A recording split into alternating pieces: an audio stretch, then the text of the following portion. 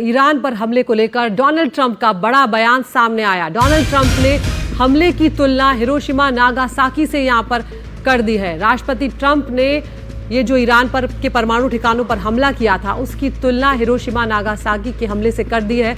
उन्होंने कहा है कि हमले के बाद जंग खत्म हुई है।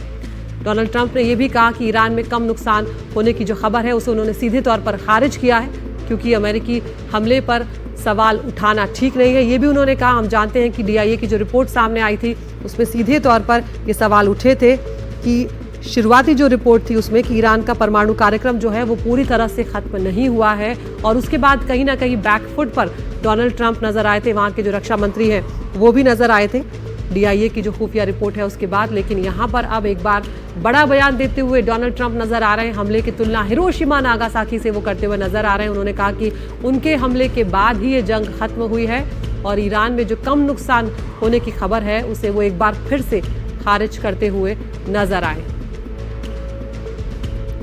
तो क्या कुछ कहा है डोनाल्ड ट्रंप ने, ये आपको बताते चलते हैं। डोनाल्ड ट्रंप ने यहाँ पर सीधे तौर पर ईरान में जो बमबारी हुई है उसकी तुलना एटमी हमले से कर दी है। डोनाल्ड ट्रंप ने कहा क्या, ये आपको बता रहे हैं। उन्होंने कहा है कि हिरोशिमा हमले के बाद भी जंग खत्म हुई थी, और इसी का जिक्र, इसी की तुलना वो यहाँ पर करते हुए नजर आ रहे हैं। वो कह रहे हैं ईरान में अमेरिका की स्ट्राइक से भी एक युद्ध का अंत हुआ है। तो एक बार फिर यहाँ पर क्रेडिट लेने की कोशिश डोनाल्ड ट्रंप करते हुए नजर आ रहे हैं। इंटेलिजेंस की लीक रिपोर्ट से ट्रंप इस वक्त बैकफुट पर हैं, ये बात हम जानते हैं। DIA की जो रिपोर्ट सामने आई जो कल सुर्खियों में रही है, ईरान में तबाही को लेकर ट्रंप के दावे पर कई तरह के सवाल अब यहाँ पर उठ रहे हैं, क्योंकि जो रिपोर्ट्स है शुरुआती DIA की, जो कि पेंटागन की खुफिया एजेंसी है, उसमें यह कहा गया है कि बहुत ज्यादा नुकसान पहुंचा नहीं है, ईरान वापसी कर सकता है अपने परमाणु कार्यक्रम के साथ। ट्रंप ने स्ट्राइक को असरदार बनाने के लिए ये बड़ा बयान यहाँ पर दिया है। राजीव रंजन के पास चलेंगे, हमारे डिफेंस एडिटर हमारे साथ जुड़ गए हैं। राजीव, हिरोशिमा नागासाकी से तुलना शायद कुछ ज्यादा ही आगे बढ़ गए डोनाल्ड ट्रंप यहाँ पर खुद को हीरो बताने के जोश में। आप बिल्कुल सही कह रहे हैं कि ट्रंप जो है एक बड़बोड़ेपन नेता के तौर पर जाना जाता है, और कब वो सच बोल रहे हैं और कब वो झूठ बोल रहे हैं इस पर यकीन करना मुश्किल होता है। खासतौर से जिस तरह से ईरान की बात करें, इजराइल के संदर्भ को, इवन भारत और पाकिस्तान के संदर्भ को देखें, दोनों देश इस बात से इनकार कर रहे हैं कि ट्रंप जो है सीज फायर कराए, लेकिन वो मानने को तैयार नहीं। वो कहते हैं कि हमने सीज फायर कराया। इसी तरह ईरान को लेकर वो कह रहे हैं कि ईरान में जो अमेरिकी हमला हुआ था, जो परमाणु संयंत्रों पर, वो कह रहे कि बहुत बड़ा नुकसान हुआ, लेकिन उन्हीं की जो पेंटागन की रिपोर्ट है वो कहती कि नहीं, बहुत ज्यादा नुकसान नहीं हुआ। तो कई तरह की बातें कर रहे हैं। वो कह रहे हैं कि हमने सीज फायर करवाया, और फिर वो ये भी कह रहे हैं कि अब हम ईरान से हम बातचीत भी करने जा रहे हैं। तो ट्रंप जो है कई तरह के दावे कर रहे हैं, और जब तक कुछ सच्चाई नहीं हो जाए, दूसरे सोर्सेस से कंफर्म ना हो जाए, तो उन पर यकीन करना बहुत ही मुश्किल होता है।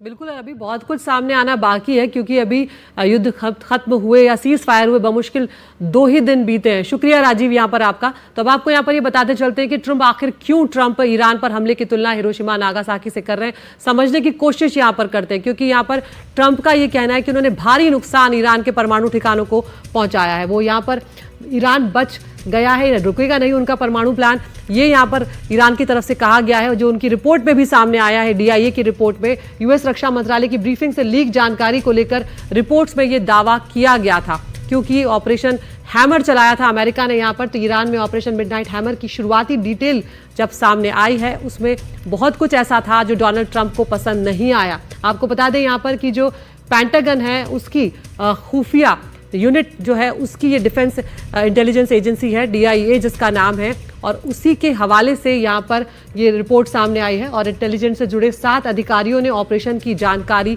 दी थी इसमें, और ये जो जानकारियाँ थी सामने, उसमें कहीं ना कहीं ये सीधे तौर पर साफ हो गया कि ईरान का जो न्यूक्लियर कार्यक्रम है उसे ज़्यादा नुकसान नहीं पहुंचा। ये खुद पेंटागन की DIA की रिपोर्ट थी जिसमें ये कहा गया कि ईरान के न्यूक्लियर कार्यक्रम को ज़्यादा नुकसान नहीं पहुंचा है।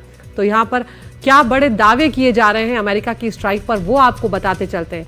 ईरान का परमाणु कार्यक्रम खत्म नहीं हुआ है, इस रिपोर्ट में ये बात सामने आई है। न्यूक्लियर साइट का जो मूल ढांचा है वो बरकरार है। फोर्डो में, नतांज में ये बात भी सामने आई, और मूलभूत ढांचे को ज्यादा नुकसान नहीं पहुंचा है, यानी कि कुछ ही महीने में ईरान वापसी कर सकता है।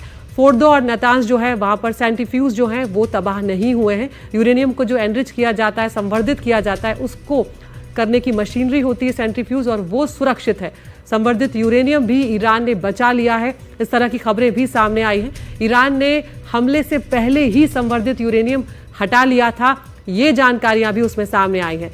और अमेरिका ने ईरान के एटमी प्रोग्राम को कुछ महीने पीछे ही सिर्फ ढकेलने में कामयाबी हासिल की है, ये भी इस रिपोर्ट में सामने आया। न्यूक्लियर ठिकानों को मिटाने की बात सही नहीं है, ये लीक इंटेलिजेंस रिपोर्ट है जो है उसमें ये सब कुछ कहा गया है।